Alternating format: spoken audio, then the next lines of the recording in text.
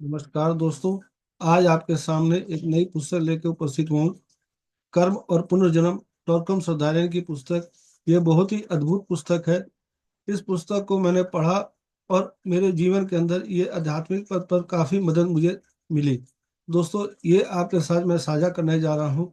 इसे आप ध्यान से सुने और समझें और अपने जीवन के अंदर इसको जब देखेंगे तो भी आपको ये काफी मदद मिलेगी। कर्मा एंड रिइंकार्नेशन टॉर्कम श्रद्धालय की पुस्तक। पहले अध्याय को हम बड़े ध्यान से सुनते हैं। The law of cause and effect. अध्याय पहला, कारण और प्रभाव का नियम। कारण और प्रभाव के विलय पर चर्चा करते समय कुछ विचार हमारे मानस के दबाव के बिंदुओं से जुड़ जाते हैं और हम उदास या क्रोधित महसूस करते हैं।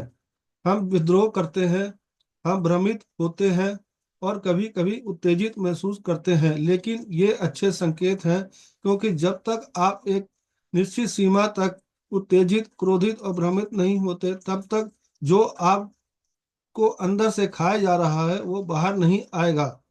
सबसे पहले आइए हम कर्म शब्द को परिभाषित करें। जब कर्म शब्द का उल्लेख किया जाता है तो लोग उत्तेजित हो जाते हैं, लेकिन कर्म एक सार्वभौमिक नियम है जो सभी धर्मों, दर्शन शास्त्रों और विज्ञानों में पाया जाता है। यदि आप सेम लेते हैं और उन्हें लगाते हैं तो आप आलू नहीं काटते। विज्ञान जानता है कि सेम सेम से आते हैं। हम धर्मों द्वारा कर्म के बारे में कही गई बातों को संश्लेषित कर सकते हैं और कुछ गहरे गूढ़ विचारों को भी जोड़ सकते हैं। कर्म कारण और प्रभाव का नियम है। बिना कारण के कोई प्रभाव नहीं होता। माता पिता के बिना कोई संतान नहीं होती। आप जो बोते हैं वही काटते हैं। यह नियम न केवल उस पर लागू होता है जो हम अपने आसपास देखते हैं, बल्कि यह हमारी भावनाओं, विचारों, कार्यों और शब्दों पर भी लागू होता है। हम जो भी कारण बनाते हैं उसका प्रभाव हमें अवश्य ही मिलेगा। यदि कोई प्रभाव है तो उसका कोई कारण अवश्य होगा। यदि कोई कारण है तो उसका प्रभाव भी होगा। अगर मानवता वास्तव में इस नियम को समझने समझती है तो हम सभी शुक्र ग्रह पर रहे होते, लेकिन इस सौर मंडल के गर्त में है और हम तक यहीं रहेंगे जब तक हम खुद को जला नहीं लेते या इस नियम को स्वीकार खुद को या सीख कर दर्द, पीड़ा पीड़ा, युद्ध और क्रांति से मुक्त नहीं कर लेते। जन्म से लेकर मृत्यु तक मनुष्य बोता है और फिर जो बोता है वही काटता है। जब कोई व्यक्ति सोचता है तो अंतरिक्ष में विचार बीज भेजता है। वह जो भी बोलता है वह अंतरिक्ष में बीज है। वह जो भी कार्य करता है वह अंतरिक्ष में बीज है।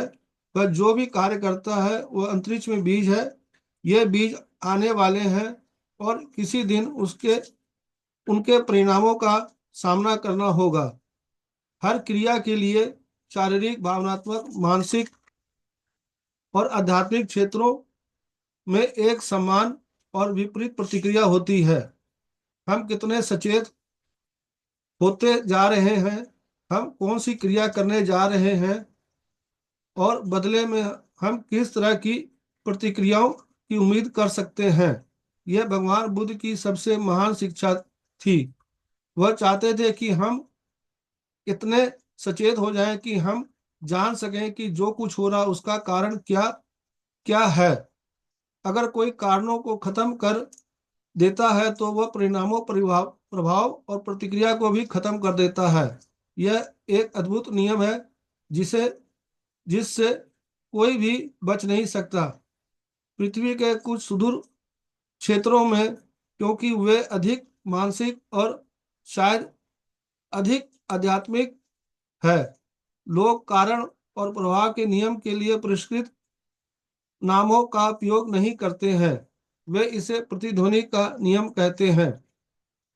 मैं पहाड़ों पर जब जाता था, यहाँ लेखक अपने बारे बता रहे हैं, और अपनी आवाज को वापस गूंजते हुए सुनता था। एक बार तब वे ग्रेट पिरामिड के अंदर या मैंने कहा ओम और इंतजार किया। कुछ मिनट बाद मैंने सुना कि ओम अलग अलग स्वरों में मेरे पास गूंज रहे हैं। मिस्र के लोग सुपर वैज्ञानिक थे। प्रतिध्वनिया शब्द का सही अर्थ है, लेकिन इसके गहरे गूढ़ अर्थ भी हैं। किसी शारीरिक क्रिया को करने में पहली प्रतिध्वनि शारीरिक होती है, दूसरी प्रतिध्वनि भावनात्मक होती है, तीसरी प्रतिध्वनि मानसिक होती है और चौथी प्रतिध्वनि आध्यात्मिक होती है। इसका मतलब यह है कि किसी भी स्तर पर की गई कोई भी क्रिया सभी स्तर पर प्रतिध्वनित होती है। इससे बचने का कोई रास्ता नहीं है। इससे हम इस निष्कर्ष पर पहुंचते हैं कि ब्रह्मांड यह जीवन एक चेतन तंत्र है जो गणितीय, मनोवैज्ञानिक और वैज्ञानिक रूप से काम करता है। जैसे जैसे हम विकसित होते हैं और आगे बढ़ते हैं, हमारी प्रतिध्वनियां स्पष्ट और शुद्ध होती जाती हैं। उदाहरण के लिए हम शारीरिक रूप से बहुत कुछ अच्छा कर सकते हैं और शुद्ध प्रतिध्वनियां भावनात्मक, मानसिक, अंतर्ज्ञानात्मक, सकारात्मक और दैवीय स्तरों पर परिमाणित होती हैं। ये प्रतिध्वनियां हमारे जीवन की सद्भाव और सिंफनी बनाती है। प्रतिध्वनि एक और खूबी यह है कि यह हमेशा के लिए खुद को दोहरा सकती है, जबकि काम इसे कान इसे सुन ना सके। आप पहाड़ पर जाते हैं और चिल्लाते हैं, आपको एक प्रतिध्वनि सुनाई दे सकती है, लेकिन अगर आप चतुर और संवेदनशील हैं, जो आप देखेंगे और प्रतिध्वनि दूसरे पहाड़ों से टकरा रही हैं और दोहरा रही हैं।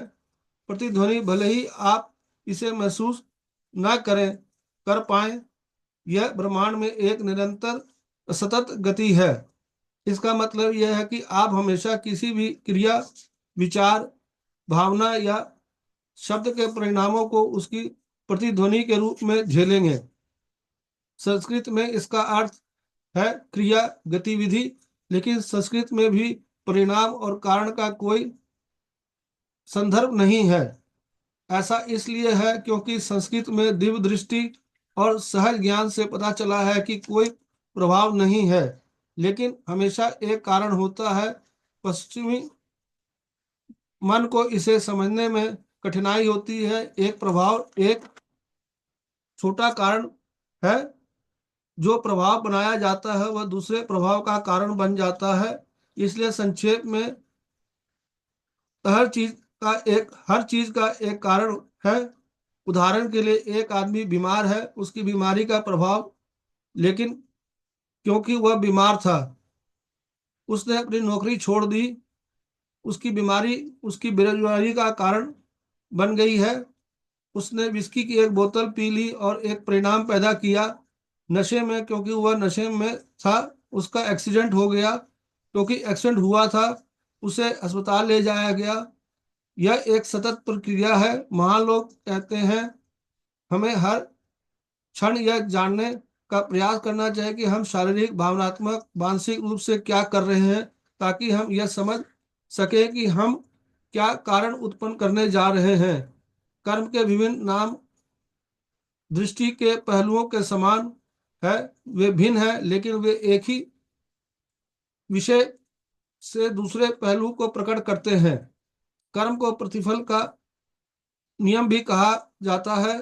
प्रतिफल का अर्थ है कि प्रत्येक मनुष्य को प्रतिफल अवश्य मिलना चाहिए। दोस्तों, यह अध्याय यहीं तक। कल फिर आगे इसके बारे में हम सुनेंगे। धन्यवाद। Thank you.